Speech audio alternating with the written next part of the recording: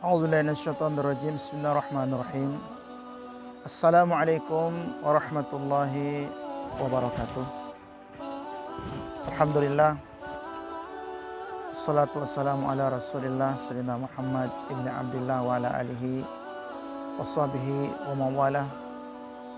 Rabbi shrah li sadri wa yassir li amri wahlul 'uqdatam min lisani yafqahu qawli. Allahumma yassir wa la tu'assir, Rabbi yassir wa la tu'assir, Rabbi ya Allah, Rabbi tammim bil khair ba'du. Alhamdulillah, segala puji dan kesyukuran yang setinggi-tingginya dan sedalam-dalamnya kehadirat Allah Subhanahu wa taala yang telah memberikan kepada kita, masih lagi memberikan kurnia kepada kita, kurnia iman, Islam, dan kedua nikmat iman dan Islam ini adalah nikmat yang paling besar yang dianugerahkan oleh Allah kepada kita umat Islam. Salawat dan salam kepada Rasulullah sallallahu alaihi wasallam. Mudah-mudahan Allah Subhanahu wa taala menjadikan hari-hari kita adalah hari-hari yang dapat mengembirakan ataupun membahagiakan, menyeronokkan Rasulullah sallallahu alaihi wasallam. Jamaah salat, jamaah surah An-Nur, tuan-tuan dan puan-puan dimanapun berada yang dirahmati Allah Subhanahu wa ta'ala. Kita masih dengan Khalifah Abu Bakar As-Siddiq. Nah, kitab Tarikhul Khulafa muka surat 55 itu tentang ayat-ayat yang menceritakan tentang kekhalifahan Abu Bakar As-Siddiq radhiyallahu taala anhu telah disyaratkan daripada ayat-ayat Al-Qur'an seperti yang diyakini oleh para ulama-ulama kita. Surah Al-Fatih ayat 16. A'udzubillahi minasyaitonirrajim. Bismillahirrahmanirrahim. Qul lil mukhallafina min al-a'rabi satud'auna ila qaumin uli ba'sin syadid. Katakanlah kepada orang-orang Arab Badui yang tertinggal, yang tak mau ikut, kamu diajak memerangi kaum yang mempunyai kekuatan yang besar. Jadi ini peristiwa berlaku ketika selepas kewafatan baginda Rasulullah SAW, kalau tak dikatakan ramai, beberapa orang yang cukup juga lah jumlah mereka yang murtad, keluar daripada Islam. Alasan ataupun sebab mereka keluar daripada Islam itu adalah kerana dijanjikan oleh Musailamah Al-Kadzab.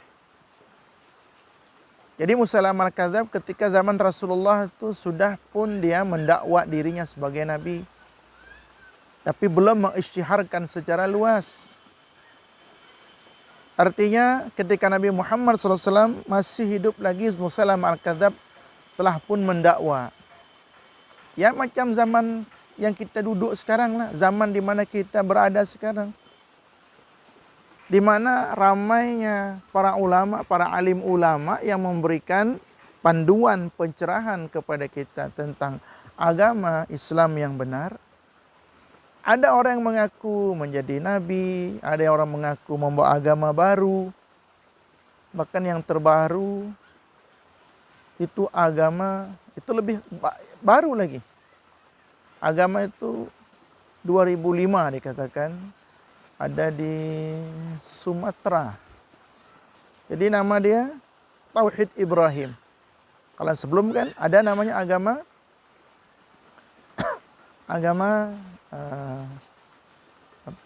Milah Ibrahim. Ini Tauhid Ibrahim. Nah, jadi yang seumpama mereka pun ada yang percaya. Orang-orang yang lemah iman ikut percaya. Jadi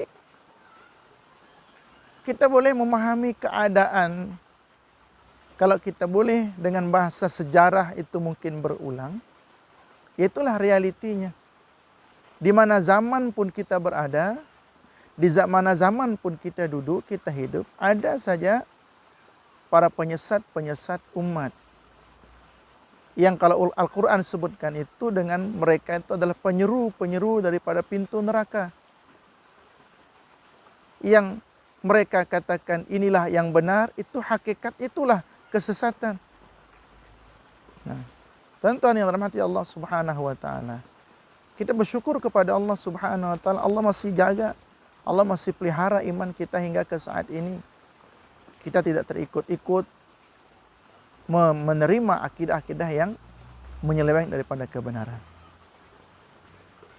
Keadaan ini pernah pun dialami oleh manusia terbaik di generasi beliau, di generasinya. Manusia terbaik selepas Rasulullah yaitu Abu Bakar As-Siddiq. Bahkan penyesat umat pun telah pun ada di zaman Rasulullah SAW. Maka Musailamah Al-Kadzdzab setelah Rasulullah wafat, makin besar mengisytiharkan dirinya menjadi nabi. Orang-orang yang lemah iman dia, akhirnya terikut membela Musailamah Al-Kadzdzab.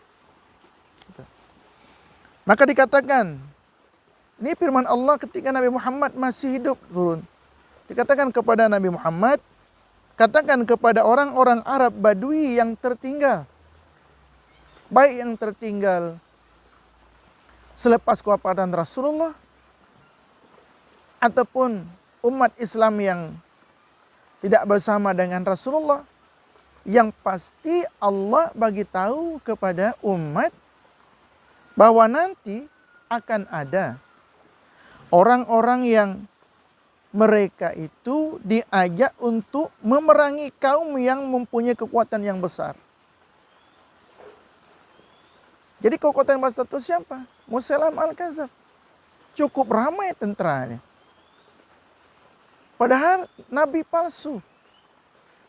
Nabi palsu, tapi karena disokong oleh ta'assubnya ataupun penipuan, cara menipu daripada Musailamah Al-Kadzdzab dengan kata-kata yang manis, yang cantik, yang sedap kalau didengar ketika berbicara, berhasil menjerat mereka-mereka yang lemah imannya, sehinggalah terikut dengan Musailamah Al-Kadzdzab. Ini menjadi pengajaran dan gambaran kepada kita, dimanapun masa kita berada, akan selalu ada manusia seumpama Musailamah Al-Kadzdzab ini. Mereka itu Banu Hanifah, kata Ibnu Abi Hatim dan Ibnu Qatadah. Ayat ini adalah hujah dan alasan kepada kesyarakan ataupun secara syar'inya bahwa pemerintahan Abu Bakar As-Siddiq, beliaulah orang yang mengajak kepada penentang kaum murtad itu. Jadi ini sebagai hujah bahwa yang diserukan untuk memerangi mereka, kata siapa? Kata Imam Ibnu Abi Hatim dan Ibnu Qutaibah. Ayat ini adalah berkaitan dengan kejadian Abu Bakar As-Siddiq memerangi orang-orang murtad selepas kewafatan Rasulullah SAW. Zaman Abu Bakar As-Siddiq ayat dah tak turun lagi. Tapi ayat ini kata Imam Ibnu Qutaibah dan Imam Qatadah, itulah maksud ayat ini. Isyaratnya telah terlebih dahulu disyaratkan oleh Allah Subhanahu wa taala. Maka kata Syekh Abu Hasan Al-Asy'ari radhiyallahu taala anhu, aku telah mendengar Al-Abbas Ibnu Syuraih berkata, pemerintahan yakni al-khilafah, pemerintahan yang menggunakan sistem khilafah. Khilafah As-Siddiq tersebut di dalam Al-Quran, khusus di dalam ayat ini. Ini kata Imam Abu Hasan Al-Asy'ari. Kata beliau lagi, ahli ilmu sepakat menegaskan bahwa tidak ada seruan dibuat sehubungan dengan penurunan ayat ini kecuali seruan Abu Bakar untuk memerangi golongan murtad dan mengingkar pembayar zakat. Jadi sebagaimana telah kita katakan tadi, adalah bahwa Musailamah mengajak orang untuk beriman kepadanya, mengakui dia sebagai nabi. Itu adalah dia katakan dia akan menggugurkan zakat, menggugurkan solat. Semua syariat akan digugurkan. Kalaupun ada solat, hanya 3 waktu saja, itu pun suka hati. Nak solat, kata tak solat tak ada masalah. Sebagai orang yang lemah iman, tentu perkara ini sangat menguntungkan perasaan mereka. Maka tidak silap ataupun tidak terlalu hairan kalau orang-orang lemah imannya itu terikut-ikut dengan Musailamah al-Kadzdzab. Ini menunjukkan bahwa kewajiban mengangkat Abu Bakar sebagai khalifah, di mana kaum muslimin berkewajiban mentaatinya.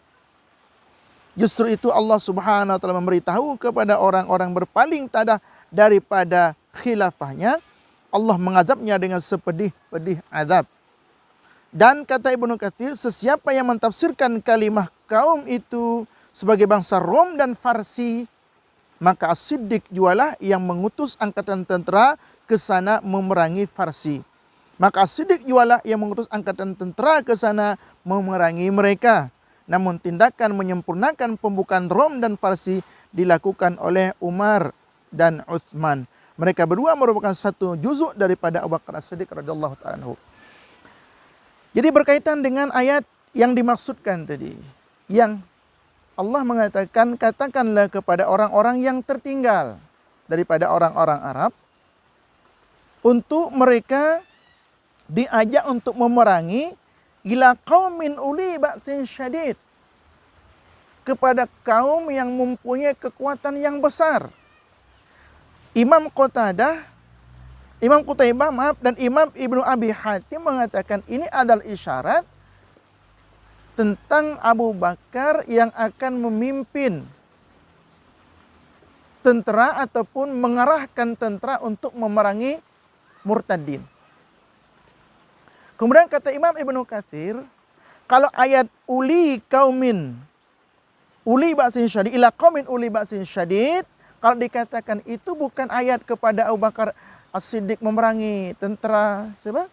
Tentera Musailamah. Itu adalah ayat untuk menyeru, memerintahkan kepada mereka, kepada kaum muslimin untuk memerangi tentera Rom dan Farsi. Jadi kalau di mana khilaf di sini? Mana yang betul? Nah, maka di sini Imam Suyuti sebagai mufassir, sebagai ahli tarikh, ahli sejarah mengatakan, katalah ayat ini adalah untuk tentera-tentera yang menyerang ataupun diperintahkan untuk mereka menyerang tentera Parsi dan Romawi. Tentera Rom dan Parsi. Tetapi juga ayat tersebut pun yang menyerang, untuk dimerintahkan untuk menyerang, untuk menghadapi tentera Rom dan tentera Farsi itu juga adalah atas arahan Abu Bakar As-Siddiq radhiyallahu ta'ala anhu. Maka kata Imam Suyuti, ayat tersebut menunjukkan bahwa kalau ditafsirkan ayat ini adalah tentera yang diperintahkan untuk melawan Musailamah al-Kadzdzab, itu masa Khalifah Abu Bakar As-Siddiq atas arahan dan perintah baginda Abu Bakar As-Siddiq. Kalau ayat ini adalah dikatakan, itu maksudnya adalah ayat di mana kaum muslimin diperintahkan untuk melawan tentera Rom dan Farsi. Itu pun juga atas arahan Abu Bakar As-Siddiq. Akan tetapi, walaupun penyempurnaan, penyerangan atau penaklukan Rom dan Farsi itu adalah secara besar-besaran itu adalah di zaman Umar dan Sayyidina Utsman bin Affan radhiyallahu taala anhu. Penyempurnaannya, penyerangan tentara secara besar-besaran kepada mereka. Maka kata Imam Suyuti di sini, mereka berdua merupakan satu juzuk daripada Abu Bakar As-Siddiq. Nah, jadi dua hujah daripada Imam Suyuti di sini. Satu hujah beliau mengatakan ini adalah hujah bahwa sebenarnya ayat itu ditujukan isyarat tentang penyerangan ataupun untuk melawan Musailamah al-Kadzab. Kalau yang mengatakan itu ada kata Imam Ibnu Katsir, kalau ayat itu juga bukan untuk Abu Bakar As-Siddiq menyerang Musailamah al-Kadzab dan tenteranya, ini adalah untuk tentara-tentara kaum muslimin yang diperintahkan untuk menyerang Rom dan Parsi. Itu pun juga atas arahan Abu Bakar As-Siddiq. Walaupun nanti penyempurnaan penyerangan tentara Rom dan Parsi ini adalah zaman Khalifah Sayyidina Umar ibn Khattab dan Sayyidina Utsman ibn Affan radhiyallahu taala anhuma. Kalaupun demikian, masih lagi Imam Suyuti mengatakan, dan ternyata keduanya, yaitu Sayyidina Abu Bakar, Sayyidina Umar dan Sayyidina Utsman itu adalah, mereka berdua itulah adalah bahagian daripada Abu Bakar As-Siddiq. Satu juzuk daripada Abu Bakar As-Siddiq. Jadi Imam Suyuti tetap bertahan bahwa isyarat ayat daripada Al-Quran itu benar-benar mengatakan bahwa Abu Bakar As-Siddiq lah yang dimaksud oleh ayat di atas. Kemudian Allah Subhanahu wa taala berfirman, wa'adallahu alladhina amanu minkum wa 'amilus solihati lastakhlifannahum fil ard. Dan Allah telah berjanji kepada orang-orang beriman di antara kamu dan mengerjakan amal-amal yang soleh bahwa sesungguhnya Dia akan menjadikan mereka berkuasa di bumi. Surah An-Nur ayat 55. Jadi Surah An-Nur, nama surah kita Surah An-Nur. Ayat ini Surah An-Nur. Jadi Syekh kami, guru kami beliau mengatakan kita boleh bertafaul dengan perkara-perkara yang baik saja. Tafaul itu adalah kita optimis. Kita mendengar kebaikan, kita pun meminta semoga kita digunakan kebaikan. Jadi surah An-Nur, harapan kita selalulah, seringlah, kerap-keraplah kita datang menjadi tetamu Allah di surah An-Nur untuk kita mengimarahkan surah dengan solat berjamaah, agar kita mendapatkan bimbingan, pencerahan, cahaya daripada Allah. Kita berharap di saat hari kiamat, orang-orang munafik kehilangan cahaya. Semakin berkurang cahaya mereka. Habis cahaya mereka sampai kepada untuk mendatangi hari penghisaban setelah berkumpul di padang mahsyar. Maka berdoalah kepada Allah agar kita dikurniakan cahaya yang sempurna pada hari kiamat, sehingga cahaya kita tetap sampailah Allah kumpulkan kita, Allah himpunkan kita di dalam surga. Imam Ibnu Katsir mengatakan ayat ini menepati dengan khilafah As-Siddiq. Lagi-lagi Imam Ibnu Katsir mengatakan bahwa ayat ini adalah menepati dengan kekhalifahan Abu Bakar As-Siddiq. Ibnu Abi Hatim di dalam tafsirnya juga mengeluarkan kabar daripada Abdurrahman ibn Abdul Hamid Al-Mahdi berkata, Abdurrahman bin Abdul Hamid daripada Al-Mahdi berkata bahwa pemerintahan Abu Bakar As-Siddiq dan umat tersebut terdapat di dalam kitab Allah. Jadi bukan kita mengatakan bahwa kita memaksakan diri untuk memaksakan Abu Bakar As-Siddiq menjadi khalifah. Tidak. Yang telah mengatakan lebih dulu itu adalah para ahli ilmu, ulama. Kalau ibaratkan tu, kalau Syekh kami sebutkan dengan istilah jibal, gunung. Imam Suyuti adalah jibalul ulum, gunungnya ilmu. Imam Ibnu Katsir jibal ulum, gunungnya ilmu. Ilmu yang begitu besar, yang begitu dalam yang mereka miliki. Imam Abi Hatim, Imam Ibnu Qutaibah, para ulama-ulama mufassir, ahli tarikh, ahli sirah sejarah, bahwa ayat-ayat yang disebutkan di atas itu adalah ayat yang merujuk kepada Abu Bakar As-Siddiq radhiyallahu taala anhu.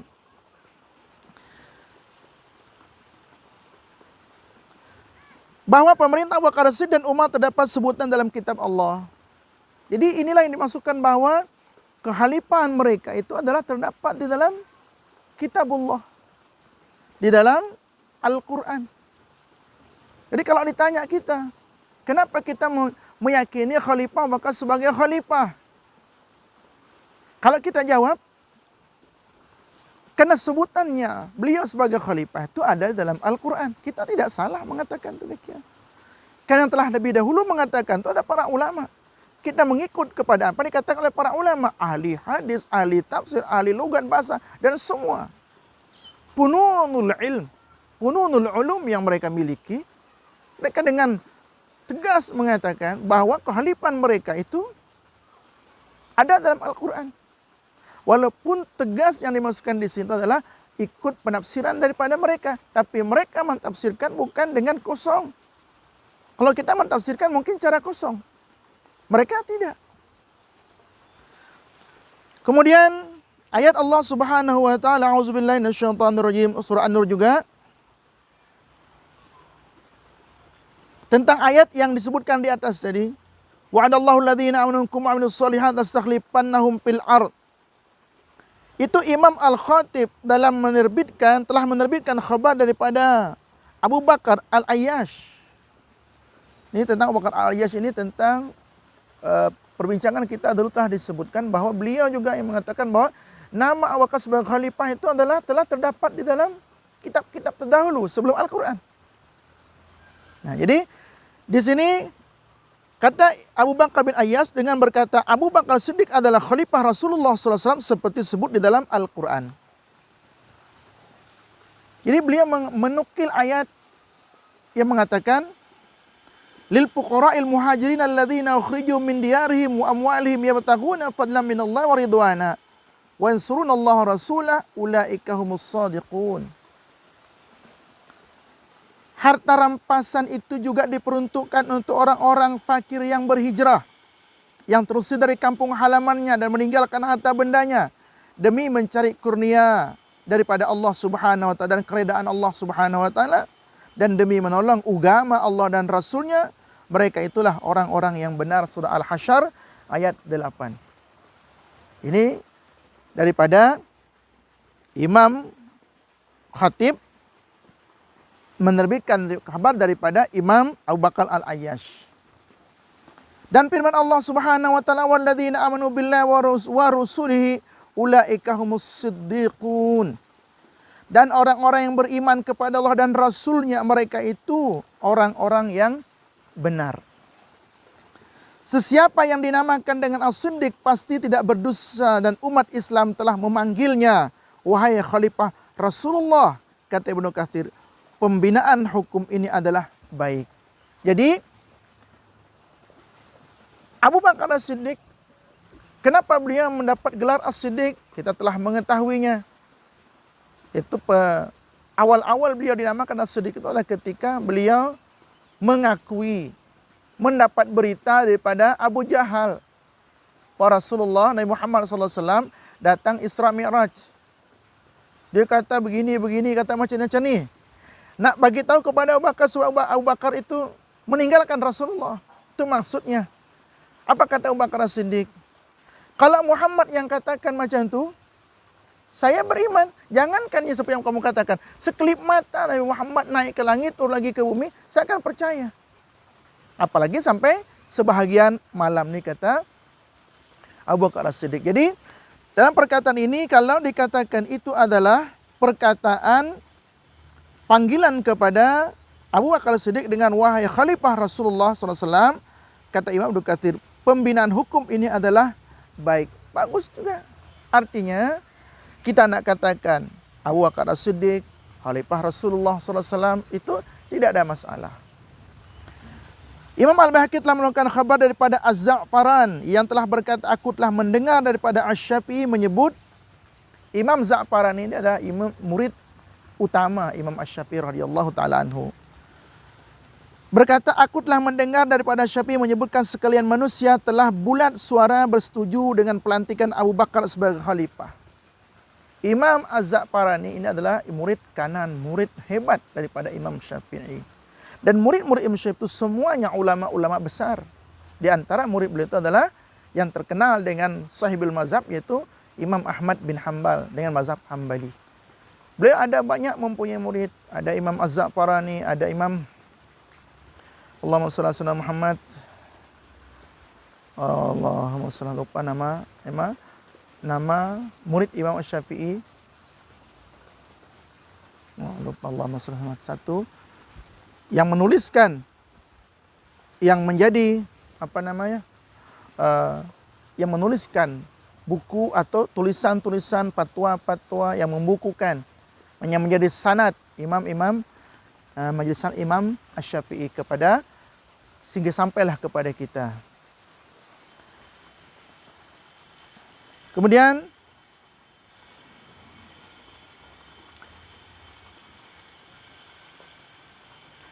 telah bersetuju. Jadi kata beliau adalah telah sepakat bersetuju dengan sebulat suara.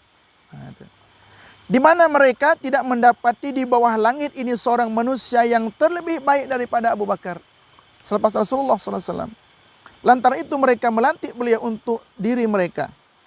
As'ad telah mengeluarkan khabar di dalam kitab Al-Fadail dan daripada Muawiyah ibnu Qurrah yang berkata, para sahabat Rasulullah SAW sama sekali tidak meragui bahwa Abu Bakar itu sebagai khalifah Rasulullah SAW. Sama sekali mereka tidak menggelar beliau kecuali dengan khalifah Rasulullah SAW, dan sama sekali mereka tidak akan bersepakat melakukan kesalahan.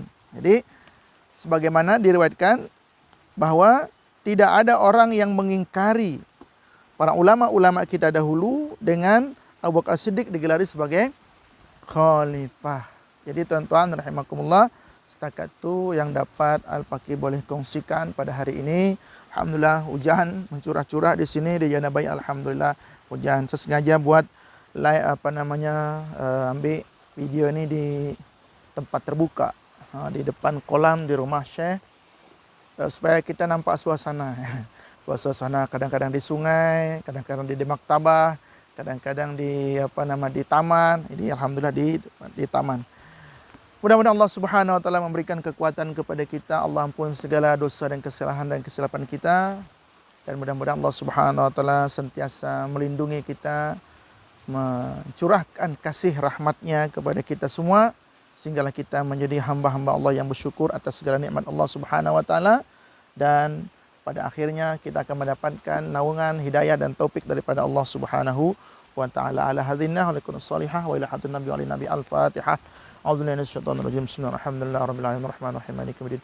Iyyaka na'budu wa iyyaka nasta'in. Ihdinas siratal mustaqim siratal ladzina an'amta 'alaihim ghairil maghdubi 'alaihim waladdallin. Amin. Minta ampun, minta maaf segala kesilapan dan kekurangan. Hadanallahu ya ta'ala jami'in. Billahi taufiq wal hidayah. Wassalamualaikum warahmatullahi wabarakatuh.